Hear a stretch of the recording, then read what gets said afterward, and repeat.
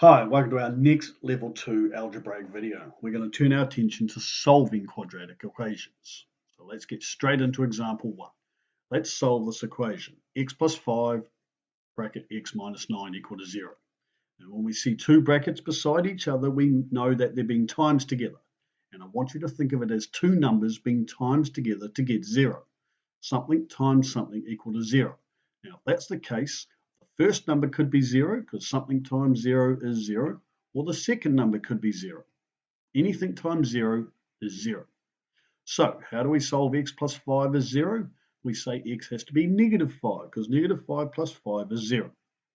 How do we solve x minus 9 equal to 0? It has to be positive 9 because 9 minus 9 is 0. And our two solutions are negative 5 and positive 9.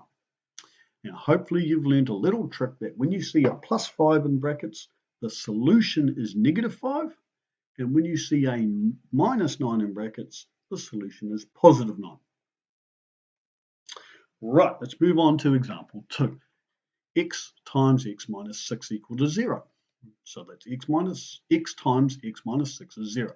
So once again, we've got our two numbers being times together to get 0. So think of it as 0 or x minus 6 equal to 0. So our solution out the front for the first number has to just be a 0. Because if the first number x was 0, it would times by the second number to get 0. And x minus 6 is 0, so the second solution would be positive 6. So when we see an x out the front of the brackets, one of our solutions is 0. Now, it doesn't matter. If you saw a 4x out the front of the brackets, the same logic, the same idea would apply. So if I saw an x out the front or a 4x, one of our solutions is 0, and the other solution is whatever's inside the brackets. Right, let's move on to example 3. What about bracket x minus 6 bracket all squared is 0? Well, the squared means x minus 6 times x minus 6.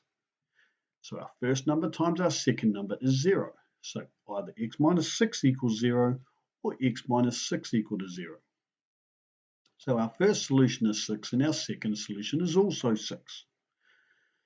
Now we've got two solutions, but they are the same number. And even though you think of it as one solution, I want you to think about this as two solutions, and we call it repeated solutions. Right, what about example 4? Let's solve 2x plus 5 times 3x minus 10 equal to 0. So once again, our first number times our second number equal to 0. So let's solve our first number, 2x plus 5 equal to 0, or our second number, 3x minus 10 is 0. When we solve the first number, we're going to take the plus 5 and put it onto the other side to make it a minus 5 and divide it by 2.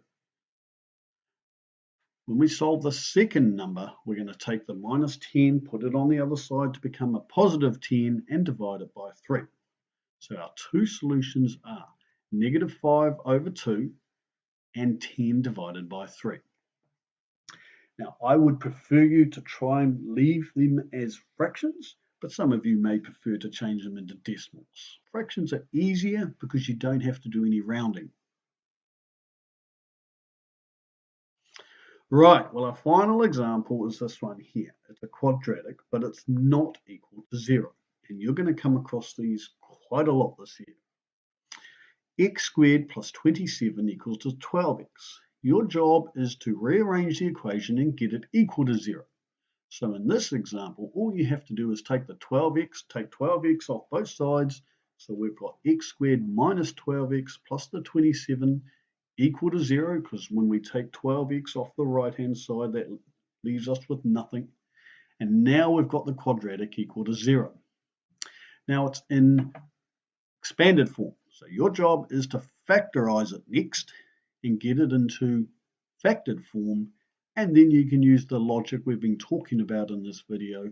Take the first number equal to 0, take the second number equal to 0, and find your two solutions, 9 or positive 3.